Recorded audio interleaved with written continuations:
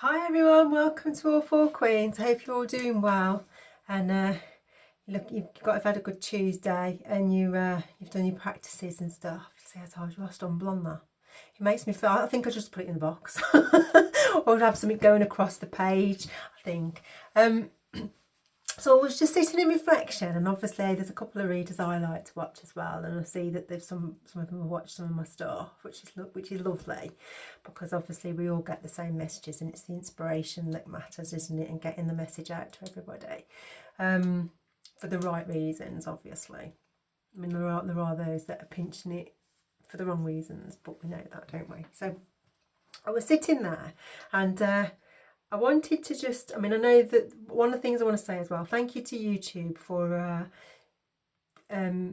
confirming whether you're part of the problem or part of the solution, because I've noticed that some of the ones that are a little bit contentious I've got no views, and obviously they've been held back a little bit as well, and I've noticed that some of my views I get a lot in the what I see, and then obviously when they go out to the masses they're not the same numbers. So I'd say thank you for that. I don't necessarily think it's YouTube per se. I think there's a few as we say, apples that obviously are running your show, so which is quite sad, but obviously if you're enabling it, then it is what it is, isn't it? So from that, oh yeah, I was sitting there, and what came to mind was love not the world, obviously, objectified, and faith without deed. So I'm going to read love not the world again, just so that we're clear on what it actually says, because I just want us to be clear on that, and then I'm going to go into the objectified, because what I think at the moment, or what I feel at the moment, is the world is very, very judgmental on what people have, do, and so I'm just going to go into that a little bit in terms of the biblical scripture stance on it. 1 John 2:15-17. This is King James Version. Love not the world, neither the things that are in the world. If any man love the world, the love of the Father is not in him. For all that is in the world, the lust of the flesh, and the lust of the eyes, and the pride of life, is not of the Father, but is of the world.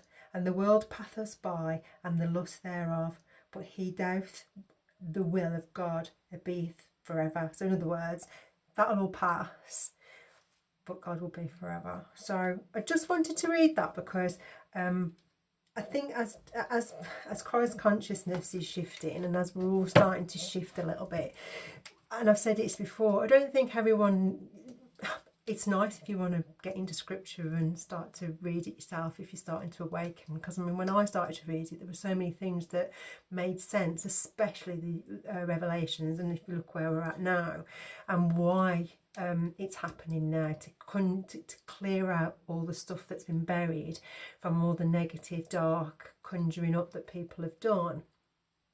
And obviously, if you're new to the journey, then spirituality is a wide berth, and my channel's exposing the warfare that comes. We will do a awakening, and we will do healing, but obviously I started this when I was in the eye of the storm, and I've been in the eye of the storm quite a lot. Considering what I've seen this time round, it sort of resonates with what I went through last time, but probably wasn't quite aware of it then. So the world, people starting to see the world for what it is, and obviously you get thrown all this stuff at you, buy this, do that, this is what you're supposed to think, this is how you're supposed to feel, and and I think as you step out of that, and when you awaken, you start to see it for what it is, and also you start to see the people around you for who they are as well. And there's that famous saying, isn't there, when people show you who they are, believe them, because that's who they are, and nothing wrong with that. But you've got to ask yourself, does that resonate with you? And sometimes it does, and sometimes it doesn't. So where am I going? So in terms of love not the world, because I think the world can be quite judgmental, and it can be a lot of people look at the world, and it's more than one layer, but there's a lot of judgment that goes within the world, and people have layers, and people want to be on certain things, and for me it's all about we're all one, and if someone's got less than somebody else, then help them out, And that doesn't necessarily mean to be money. That can be education, that can be knowledge, it could be anything. But you just help them out, and that's what we're here for. And yet there's this thing where it's about of pushing people down to get yours, and that to me isn't the world that I resonate with, and my soul resonates with, and it certainly isn't the world that I want for the children in the future. You know, it needs to be a little bit more than that, more substance. So I wanted to just talk about God and the objectified and the heart. So God operates from the heart, soul and spirit, not what we are, how we look, what colour we are, what we believe, and what we have in society. So if you look at 1 Samuel 16:7, God looks at a person's heart, not at the status, family, wealth, etc.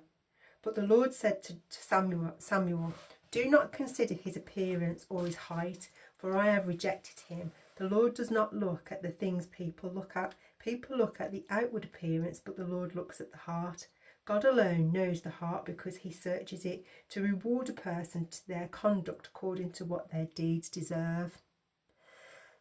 So I read that because a lot of people, and obviously on this journey when people try and steal destinies and things like that, God doesn't look at anything that you have. He looks at your heart, and it always starts with your heart. What is the intention of your heart? Is it positive or is it negative?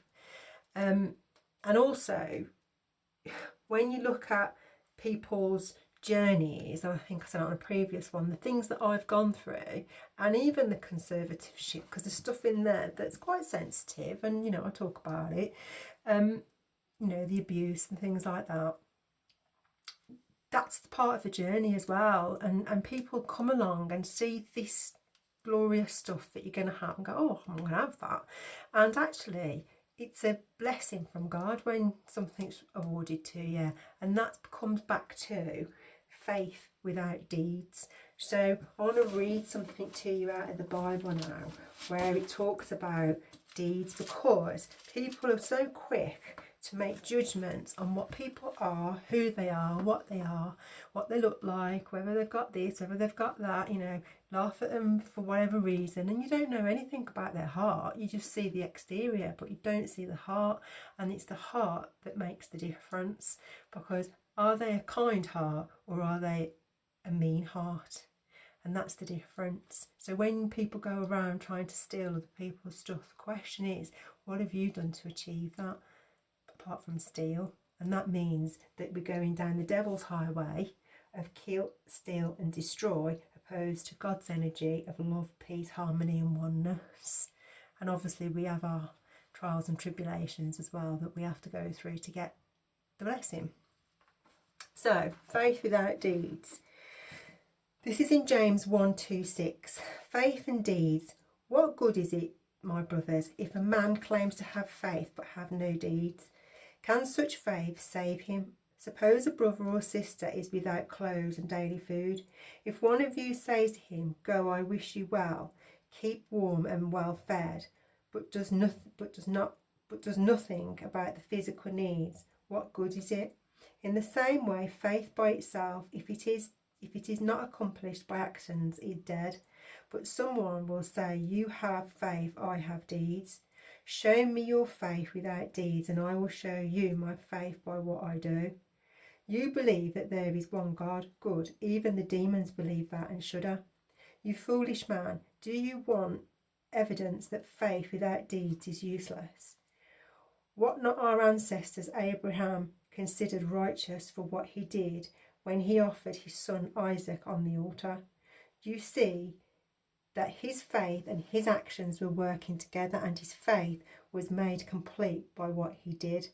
And the scripture was fulfilled that says, Abraham believed God, and it was credited to him as righteousness, and he was called God's friend. You see that a person is justified by what he does and not by faith alone. In the same way was not even Rabbi, the prostitute, considered righteous for what she did when she gave lodgings to the spy and sent him off in a different direction. As the body without the spirit is dead, so faith without deed is also dead. So for me, my deed is sharing on my platform, as well as helping other people outside of the platform. So when people come along and try and infiltrate my platform, you're distorting the deeds of God, because that's the purpose of being here. Now, you might take the work and sell it as your own, but the purpose of my work is to give people the information. They either go away and do some work on it themselves, and they make a choice. Because it's all about choice, isn't it? Life is about choice. It's not about forcing something on someone. It's about choice. We all have choices in life. So for me, people love not the world, because obviously it's objectified, and it makes judgments, and obviously, you know, judge and you shall be judged. And then also faith without deed. So if everybody's out there going, oh yeah, I've got faith and all this lot, but you don't do anything that supports what you say you do, i.e. it's all right saying you've got faith and then going behind the scenes and gossiping to everyone and putting people down and objectifying. So that's not really faith with deed, is it? Because that's going against what we stand for. You know, love first, and then look at it in the three. You know, love not the world, objectified, i.e. judgments, and, you know, questioning people because of what they have and who they are, rather than just who they are and what their heart is. And then obviously faith without deed. So I hope that gives a bit of clarity and a bit of open, you know, food for thought, if nothing else, that you can go away and have a look and question to yourself, do I do that, or could I do that, or how could I do that? And, you know, take it for yourself. But I mean, the world's moving, and the way that we think and the way that we do things is shifting too. And scripture's always there as a bit of a guidance as well, isn't it? You know, Bible's about love, not evil. All right, so have a good one, and I'll see you later. Bye.